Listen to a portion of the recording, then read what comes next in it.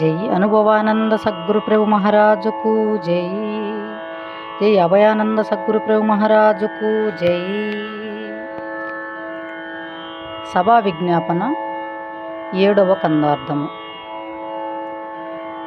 శ్రీమత్ సీతారామస్వామి కృపన్ జప్పనయ్యే సదసద్రహితం వేమి పదార్థము దానిని ఈ మహి కందార్థములుగా వివేనారయ్యా. ఓ జనులారా ఇటుగా నారయ్యా. ఏమారు మిమ్ము వేడేదింతియో సుమ్మి నా మీద కృప చేసి నన్ను చదువామని మీరాలివినారయ్యా. ఓ జనులారా ఇటుగా నారయ్యా. జై సద్గురు. జై సద్గురు. శ్రీమద్ భాగవత కృష్ణ ప్రభుదేశికేంద్రుల వారిచే విరచితమైన శక్తిద్వయ నిరాశకంబైన శుద్ధ నిర్గుణతత్వ కందార్థ దరువులలో సభా విజ్ఞాపన ఎందు 7వ కందార్థం. ఈ కందార్థంలో గురుదేవులు శ్రీ భాగవత కృష్ణ ప్రభుదేశికేంద్రుడు దీనిలో అంతరంగా ఏమి ఉన్నది, ఏ పదార్థాన్ని ఏ వస్తువు గూర్చి చెప్పబోతున్నాను అనేటువంటి విషయాన్ని మనకు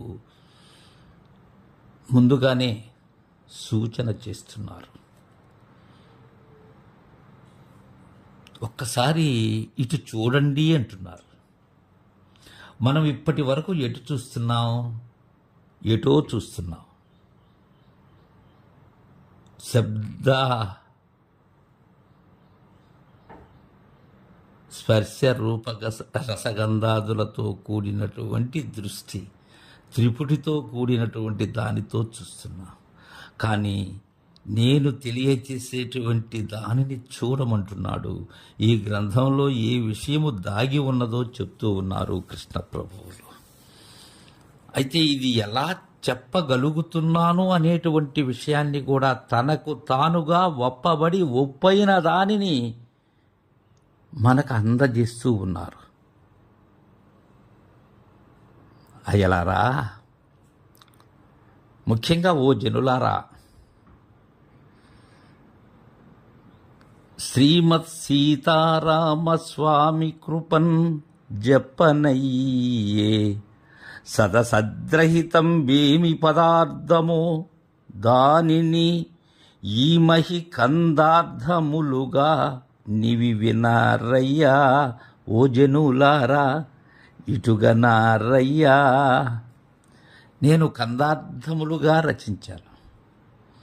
ఇక్కడ తన యొక్క రచనను ఏ విధముగా చేశారు అంటే, మనకుండబడేటువంటి లాక్షణిక గ్రంథాలు, ఛందోబద్ధమైనటువంటి గ్రంథాలలో చాలా తెరగులు ఉన్నాయి. అయితే కృష్ణ ప్రభువులు ఎంచుకున్నటువంటిది ఈ ఆవరణ విక్షేప ద్వైదోషరహితమైనటువంటి శక్తిద్వయ నిరాశకమైనటువంటి ఈ బోధను కందార్థముల రూపంగా రచించాలి అని పూనారు. అయితే నాకు ఎలా ఈ చెప్పే అర్హత, చెప్పేందుకు నాకు కావలసినటువంటి ఆ అనుగ్రహం ఎలా అయింది? చెప్పారు. చెప్పనయ్యే ఎవరి వల్ల? శ్రీమత్ సీతారామ స్వామి కృపన్, ఆయన యొక్క కరుణతో చెప్తున్నాను. అంతేగాని నేనేదో పెద్ద సాధించాను, నేనేదో అన్నిటిలో సేకరించాను, నేను నా అంతగా నేను చాలామంది దగ్గర వింటుంటాం. కనీసం మీ గురువు ఎవరంటే, నా గురువు ఎవరు లేదు స్వామి, నేనే ఇదంతా నేర్చుకుని చెప్తున్నాను అంటారు. ఎంత అది మాటే కాదది. పెద్దలెవ్వరూ అలా అనరు. గురు శిష్య న్యాయముగా నేనేదైతే పొందానో దానిని చెప్పనయ్యే, అది చెప్పేందుకు వీలైంది నాకు. అయితే దేన్ని చెప్తున్నానో, సదసద్రహితం వేమి పదార్థమో దానిని అంతేగాని నేను దీంట్లో ఏదో చెప్పట్లేదు. నేను చెప్పదలుచుకున్నదేదో నాకు దాని మీద సంపూర్ణమైనటువంటి ఆధిపత్యం ఉన్నది, సంపూర్ణమైనటువంటి అవగాహన ఉన్నది. కారణం ఆ పదార్థం ఏదో నాకు తెలుసు. అయితే ఎలా? సీతారామస్వామి వారి కరుణతో చెప్పేందుకు వీలవుతున్నది. అంతేగాని ఇది నా స్వతహాగా పరాలో ప్రవేశించి వైఖరి ద్వారా అందజేసేటువంటిది కాదు. ఇది ఇంతకు సదసద్రహితమైనటువంటిది ఏమి పదార్థం? అది సత్యము అసత్యము లేనటువంటిది, రెండు కానటువంటిది. ఈ సత్యాసత్యములు రహితమైనటువంటిది అంటే ఈ బింబ ప్రతిబింబితమైనటువంటి ఈ చైతన్యము కానీ జగత్తు కానీ రెండూ కలిసి ఉండబడేటువంటి జగదధిష్టానమైన ఎరుక ఏదైతే ఉన్నదో అది సదసత్ సహితం. మరి సదసద్రహితము ద్వంద్వము కానటువంటిది, సత్యాసత్యములకు మీరినటువంటిది, సత్తు అసత్తులకు అందనటువంటిది. అది బ్రహ్మము కాదు, జగత్తు కాదు, అది బింబము కాదు, ప్రతిబింబము కాదు. చైతన్య జగత్తులు రెండూ కలిసి ఉండేటువంటి జగత్తుకు అధిష్టానమైనటువంటి ఎరుక కాదది. అలాంటిది ఏమి పదార్థమో, ఏమి పదార్థమై ఉంటుంది? అది మార్పు లేనిదై ఉంటుంది, మారేటువంటి పదార్థము కాదది. అలాంటి పరిపూర్ణమును ఏమి పదార్థము దానిని ఈ మహి కందార్థములుగా నివి వినరయ్యా. ఎంత కృష్ణ ప్రభువులంటే దీన్ని మనం ఒక క్రమంగా చదవాలి అనుకుంటే, సదసద్రహితం వేమి పదార్థము దానిని ఇమ్మహి కందార్థములుగా శ్రీమద్ సీతారామస్వామి కృపం జప్పనయ్యే. ఇవి వినరయ్యా, గురుదేవుల కృపతో చెప్తున్నాను. కావున వీటిని మనసిచ్చి వినండి. ఓ జనులారా, ఇటుగనరయ్యా. ఇప్పటి వరకు మీ చూపంతా ఎలా ఉన్నదంటే ఆలోచనములతో కూడినటువంటి చూపు మీది, దృశ్యములతో కూడినటువంటి చూపు మీది, అవస్థాత్రయమైనటువంటి సాక్షితో కలసి మమేకమైనటువంటి చూపు మీది, చూపులలో ఉన్న పాపతో కదిలించి కదిలేటువంటి చూపు మీది, 5 వన్నెల మధ్య ఆటాడేటువంటి చూపు మీది. అయితే మీరు ఎలా చూడాలి? ఇటు చూడండి.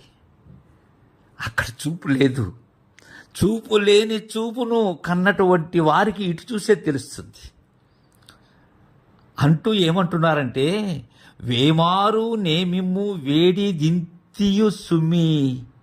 నేనేం మిమ్మల్ని అడగట్లేదయ్యా, నేనేదో కోరటం లేదు మిమ్మల్ని. వేమారు అనేక మార్లు, వేల సార్లు నేను మిమ్ములను వేడేదేంది? ఇంతే. ఇవి వినమని అంటూ ఉన్నాను, ఇటు చూడమని అంటున్నాను. ఆ ఆసక్తి ఉన్నట్లయితే నా మీద కృప చేసి నన్ను చదువుమని మీరలివి వినరయ్యా. నా మీద కరుణా కటాక్ష వీక్షణములతో నన్ను దయచూసి దయాగుణ సింధువులు కాన మీరు నన్ను చదవమని చెప్పండి. అది నా బాధ్యత, నా భాగ్యం. నేను మిమ్మల్ని మీరు చదువుకొని చూసుకొని తర్వాత నాకు చెప్పండి అంటం లేదు. నేను చదువుతాను, అది నా బాధ్యత. మద్గురుదేవులు నాకు అందజేసినటువంటి ఆ కరుణ అది.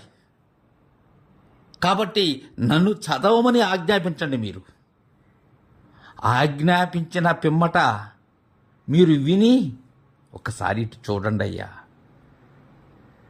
నా భావనను చూడండి. ఇటు చూసేటువంటి విధానమైన చూపు ఉన్నవారలైతే, అలాంటి సుజనులైతే ఒక్కసారి ఇప్పటి వరకు ఎన్నో చూశారు మీరు, కానీ ఇవి వినండి. ఇవి వినారయ్యా ఓ జనులారా ఇటుగనరయ్యా అని మనల్ని సుజనులైనటువంటి వారిని ఆహ్వానం పలుకుతూ ఉన్నారు కృష్ణ ప్రభుదేశికేంద్రుల వారు. జై సద్గురు.